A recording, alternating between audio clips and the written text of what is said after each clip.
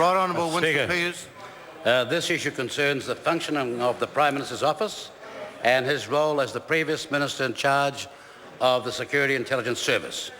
If you go to page 7 of the findings of this report, it says as follows under points 9 and 10, the Prime Minister and Deputy Prime Minister made public comments in reliance on information provided by the NZSIS, and that information was at least partially incorrect. And point 10, the Director said, the Director and the NZSIS also failed to provide any clarification or correction once the effect of these errors became apparent. And then if you go to the political neutrality findings of page 8 at number 17, she says, I did find that the NZSIS information was disclosed by a member of the staff of the PMO, that's the Prime Minister's Office, to Cameron Slater for political purposes. But that disclosure did not breach any obligations of confidentiality owed by the SIS on the part of the Prime Minister's Office staff member. Now, if anyone remembers the movie A Few Good Men, you'll recall the famous interview between a character called Caffey questioning Colonel Jessup on the stand, and he says, "You can't handle the truth."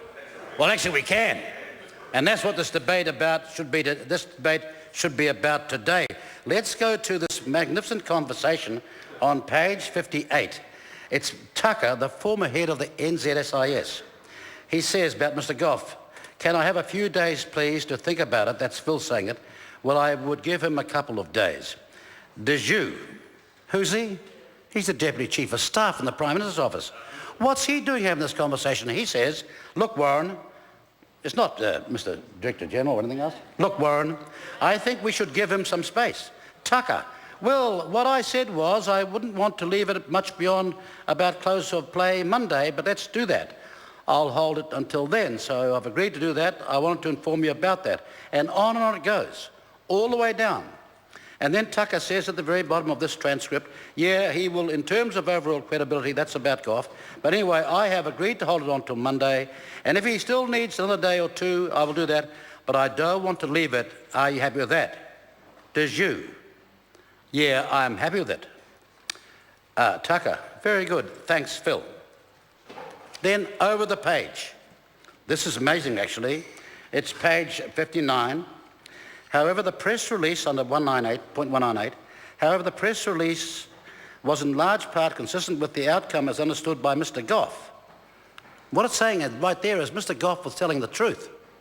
Then it goes on further, 199, the Deputy Prime Minister, Mr English, who almost lost his voice in shouting denial today, Mr Deputy Prime Minister, following the advice provided by the NZSIS, commented that he thought that, quotes, "The Leader of the Opposition is going too far in questioning the integrity of a senior and respected civil servant.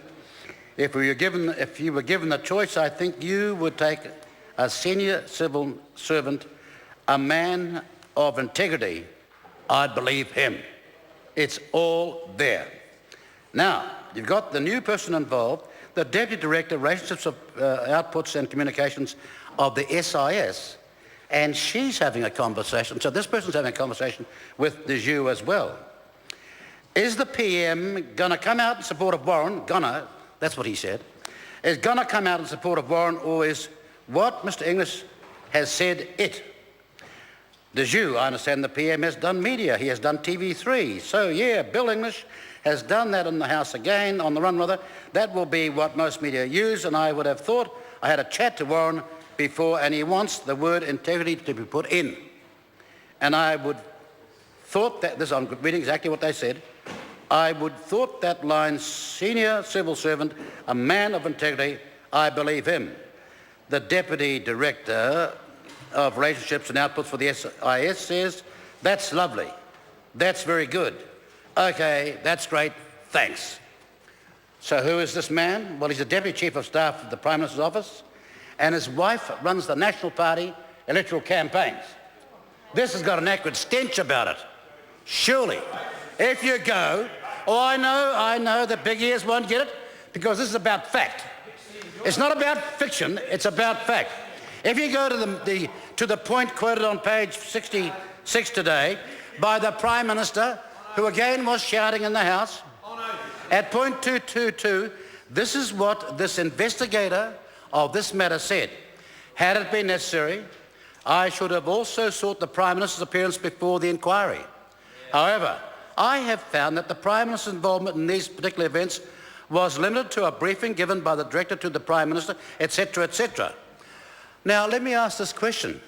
How on earth could she have come to that finding without asking the principal allegator, or the recipient of it, namely the Prime Minister, were you briefed or not? Surely if this was a thorough investigation, even a constable, a first-line police person on the street would ask the question of all parties involved. As a former policeman, Mr. Speaker, you know full well that this is rude. I'm not bringing... You won't be bringing me into this debate. I know, but, you know, you can't argue with experience.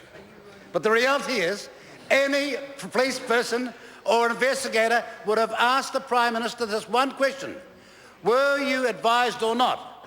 And the investigator or the inquirer, Mrs. Glynn, never did. Now, why not?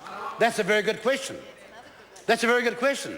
And it underscores the inference that the security services of this country and certain law enforcement of this country are politically biased. And they are sworn to neutrality on these matters.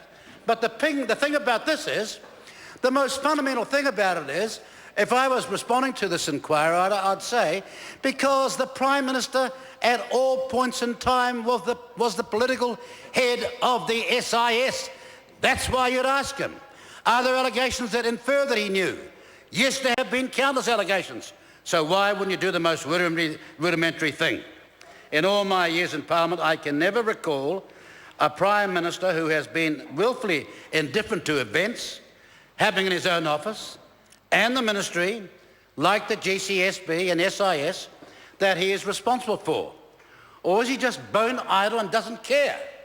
Or worse still, does he resort to not stating the facts when they are screaming out there for an answer? I don't know. But what I do know is the Prime Minister is pushing the bounds of total credibility to claim he did not know. Why wasn't he interviewed and asked at least one question? Did you receive information or not? Yes or no? Incredibly, he wasn't even interviewed at all. Presumably because she said, I have found from other evidence. Well, how would that be evidence? That is, did she ask Mr. Jeju? Did she ask Mr. Eade? Did she ask Cameron Slater? Because whoever she asked, she didn't ask the main man, the Prime Minister, about whom all the allegations are made. So what I want in this urgent debate, sir, is answers to why that question wasn't put to the Prime Minister and who played what roles in effectively leaking intelligence to the attack blogger Cameron Slater. But forget all that. Has this got a pattern about it?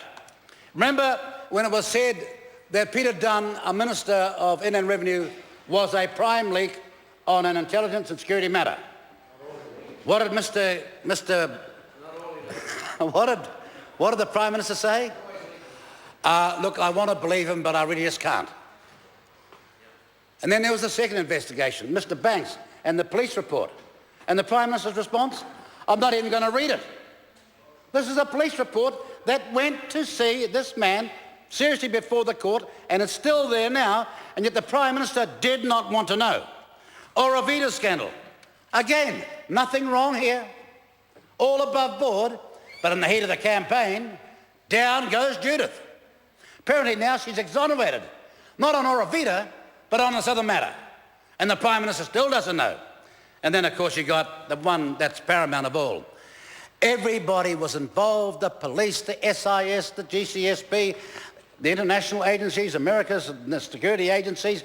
Everybody, the Prime Minister's office knew about this raid coming up, and so did the Attorney General. He was a prime informant all the way along, and far further back than anybody, including him, has ever been prepared to admit, and it'll get out. And he can smile, but we do now know of the meetings that he had, planes that were commissioned out of the United States, particularly to see, of all people, him. And when it gets out, he won't look so flash then. But my real point is in all of these things. What was the Prime Minister's offence? Beg your pardon? Been at the Green Parrot this morning. Well, how could he possibly go to the Green Parrot this morning when it's not open? You see, that's the kind of information source that he has built his hitherto very strained political career on. The member's time has expired. Oh, it can't be, possibly. Speaker. Mr. Speaker. I call the Honourable Stephen Joyce. Mr. Speaker. Well, I have to say, Mr. Speaker,